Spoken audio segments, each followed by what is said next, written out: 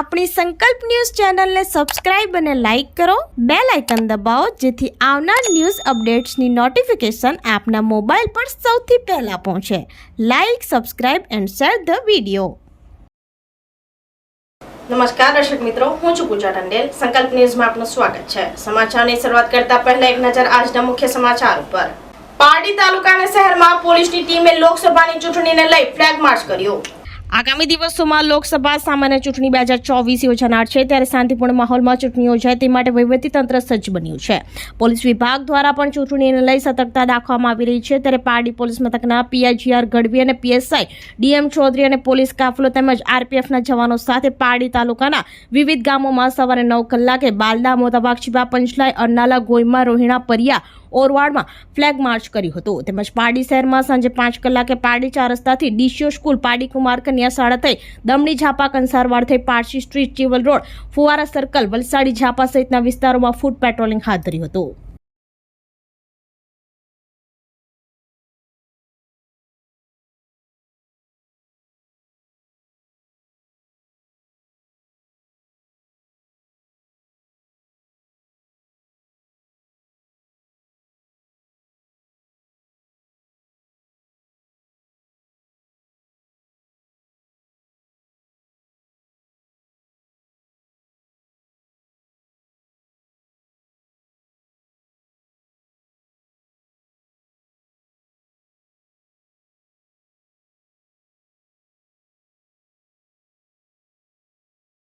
New Umargam railway station દક્ષિણ dedicate freight કોરિડોરનું વડાપ્રધાન મોદીજીએ virtual લોકાર્પણ કર્યું. કોસ્ટલ એરિયાના બંદરોની કનેક્ટિવિટી વધુ સરળ બનતા આર્થિક વ્યવસ્થા વધુ મજબૂત બનશે. ઉમરગામ ખાતે ન્યૂ ઉમરગામ રેલવે સ્ટેશનથી દક્ષિણ ડેડિકેટ ફ્રેટ કોરિડોરનું લોકાર્પણ વડાપ્રધાન નરેન્દ્ર મોદીના વર્ચ્યુઅલ કાર્યક્રમ દ્વારા કરવામાં આવ્યું હતું. 244 કિલોમીટર લાંબી ન્યૂ ઉમરગામથી ન્યૂ મકરપુરા માટે ધારાસભ્ય રમણભાઈ સહિત અન્ય આગેવાનોની હાજરીમાં લીલી ઝંડી બતાવવામાં આવી હતી. દેશના 700 જેટલા અલગ અલગ જગ્યાએથી વર્ચ્યુઅલ માધ્યમથી લોકાર્પણ કરવામાં આવ્યું હતું. વિકસિત ભારત સાથે દેશના વિવિધ વિસ્તારોમાં પરિયોજનાઓ આકાર લઈ રહી છે. ડેડિકેટ ફ્રેટ કોરિડોરથી ઓછા સમયમાં ગુડ્સ ટ્રેનો વધુ સામાન લઈ જશે.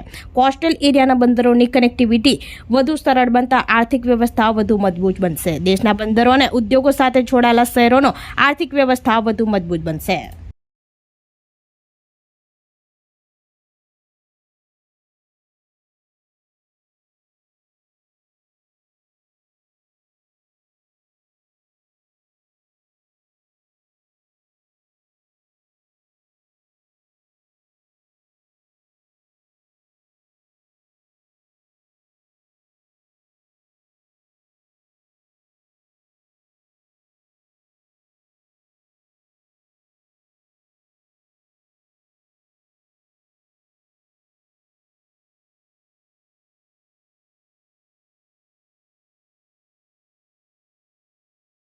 चाहिए थी वो इच्छा शक्ति हमारी सरकार ने दिखाई है.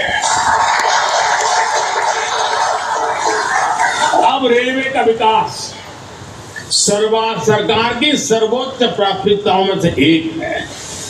हमने 10 वर्षों में औसत रेल बजट को 2014 से पहले की तुलना में 6 गुना ज्यादा बढ़ाया है. और मैं आज देश को ये गारंटी दे रहा हूं कि अगले 5 साल में वो भारतीय रेल का ऐसा कायाकल्प होते देखेंगे जिसकी उन्होंने कल्पना भी नहीं की होगी. ધરમપુરના નીચાણવાળા અને ટ્રાફિકવાળા રસ્તાના નવીનીકરણ અને બ્રિજના કામો સહિત વિકાસના કામોનું નાણામંત્રીએ ભૂમિપૂજન અને લોકાર્પણ કર્યું. ધરમપુર વિસ્તારમાં ચોમાસાની સિઝનમાં 100 ઇંચ જેટલો વરસાદ પડે છે, જેને લઈ નદીના તટ વિસ્તાર અને આસપાસના વિસ્તારમાં રહેતા સ્થાનિક લોકોને ભારે હાલાકીનો સામનો કરવાનો વારો આવતો હોય છે. સ્થાનિક લોકોએ ચોમાસામાં મુખ્ય માર્ગો ઉપર આવેલ દુબાવ રસ્તા ઉપર બ્રિજ બનાવવા અને ટ્રાફિકથી ધમધમતા મુખ્ય માર્ગોને પહોળા કરવા રજૂઆત કરી હતી. જે રજૂઆતને ધ્યાને લઈ રાજ્યના નાણાં, ઉર્જા અને પેટ્રોકેમિકલ્સ મંત્રી કનુભાઈ દેસાઈના હસ્તે ધરમપુરના હનુમંતમાળ ખાતે 30 કરોડના ખર્ચે લોક ઉપયોગી 18 વિવિધ કામોના ભૂમિપૂજન કરવામાં આવ્યા હતા. સાથે રાજ્યના નાણામંત્રીના હસ્તે નવનિર્માણ પામેલા 3 કામોનું લોકાર્પણ પણ કરવામાં આવ્યું હતું. આગામી લોકસભાની ચૂંટણીને લઈ ડાંગ અને આજુબાજુના વિસ્તારમાં રાહુલ ગાંધીની ભારત છોડો યાત્રા ઉપર કટાક્ષ કરતા કહ્યું હતું કે રાહુલ ગાંધી થોડું વધારે આવે તો સારું. રાજ્યમાં એક તરફ રાહુલ ગાંધીની ભારત જોડો યાત્રા ચાલી રહી છે, ત્યારે જે વિસ્તારમાં ભારત જોડો યાત્રા ચાલતી હોય છે તે વિસ્તારના કોંગ્રેસ અગ્રણીઓ કોંગ્રેસ છોડી ભાજપમાં જોડાઈ રહ્યા છે. હંમેશા એક આદિવાસી વિસ્તારની વાત થાય ત્યારે અંબાજીથી ઉમરગામ સુધીના વિસ્તારની જ્યારે ચર્ચા કરવામાં આવે છે ત્યારે ખાસ કરીને વલસાડ જિલ્લાના ધરમપુર, કપરાડા અને ઉમરગામ એવા વિસ્તારો છે કે જેમાં બહુમૂલ્ય આદિવાસી વસ્તુ છે અને એ વિસ્તારમાં આપણા દેશના યશસ્વી વડાપ્રધાન નરેન્દ્રભાઈએ પણ ઘણો પ્રવાસ કર્યો છે. આ વિસ્તારના રહેણી કરણી અને એના પ્રશ્નોથી સતત વાકેફ છે અને એને અનુલક્ષીને જ વડાપ્રધાન મુખ્યમંત્રી બન્યા પછી એમણે વનબંધુ યોજના બનાવી આદિવાસીઓના વિકાસ માટેનું એક સુંદર આયોજનબદ્ધ પ્લાન રજૂ કર્યું અને ત્યાર પછી દેશના વડાપ્રધાન થયા પછી એમણે હાલમાં જ એક જનમન યોજના એટલે કે આદિમ જૂથ છે જે સૌથી જેનો વિકાસ નથી થયો એ જૂથના માટે એમણે આ યોજના જાહેર કરી અને એમાં ખાસ કરીને વસ્તી ધરમપુર અને કપરાડાના વિસ્તારમાં છે. એ વિસ્તાર માટે પણ આજે આપણે જોઈએ ભારતીય જનતા પાર્ટીની સરકાર અને નરેન્દ્રભાઈ જે રીતે લોકોના માટે લોકોનો વિશ્વાસ જીતીને જે રીતે સમગ્ર આદિવાસી તેમજ આ વિસ્તાર ગુજરાત એમનો એક પરિવાર છે એ રીતે બતાવીને સમગ્ર પરિવાર ભારત દેશ છે અને એના માટેના જે કામો કરી રહ્યા છે આ વિસ્તારના લોકો જે રીતે આભારની લાગણી વ્યક્ત કરે છે આપણને ખ્યાલ આવે છે કે નરેન્દ્રભાઈ લોકોના દિલમાં ક્યાં સુધી વસે. પાર્ટીમાં નાણામંત્રીએ વોલ પેઇન્ટિંગ કરી ફરી એકવાર મોદી સરકારનો સૂત્ર જનતા વચ્ચે પહોંચે તે સંદેશો આપ્યો. પાર્ટીમાં નાણામંત્રી કનુભાઈ દેસાઈએ વડાપ્રધાન નરેન્દ્રભાઈ મોદીને ફરીથી ચૂંટણીઓમાં વિજય મળે એ માટે સજેશન બોક્સમાં સજેશન લીધા હતા અને વોલ પેઇન્ટિંગ કરી ફરી એકવાર મોદી સરકારનું સૂત્ર જનતા વચ્ચે પહોંચે તે સંદેશો આપ્યો હતો. ગુજરાત સરકારના કેબિનેટ નાણામંત્રીઓને પારડી 180 મત વિસ્તારના ધારાસભ્ય કનુભાઈ દેસાઈએ પોતાના મત વિસ્તારમાં પોતાના હસ્તે દિવાલ પર ફરી એકવાર મોદી સરકારનું સૂત્ર લખી કાર્યકરોમાં એક ઉમદા મેસેજ પહોંચતો કર્યો હતો.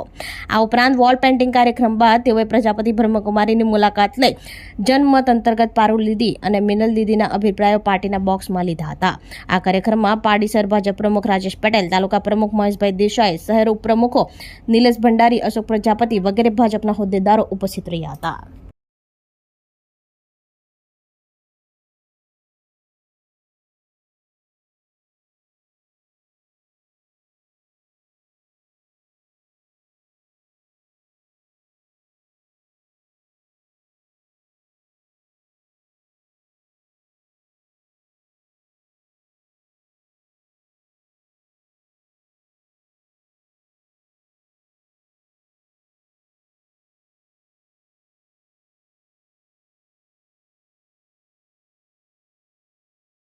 ભારત આર્થિક વિકાસની સાથે સાથે અધ્યાત્મ તરફ પણ સંપૂર્ણ રીતે માનનીય મોદીજીની આગેવાની હેઠળ આગળ વધી રહ્યા છે ત્યારે બ્રહ્મકુમારી સંસ્થાન જે સમગ્ર વિશ્વમાં એક આધ્યાત્મિક જ્ઞાન ફેલાવવા માટે જે પ્રયાસ કરી રહ્યું છે એની સાથે રહીને ફરીથી સંકલ્પ યાત્રા માટે એમના સજેશન. તો આ તાજના સમાચારો, નવા સમાચારો સાથે કાલે ફરી મળીશું. નમસ્કાર.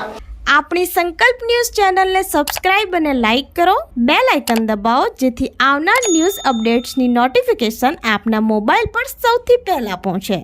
Like, subscribe and share the video.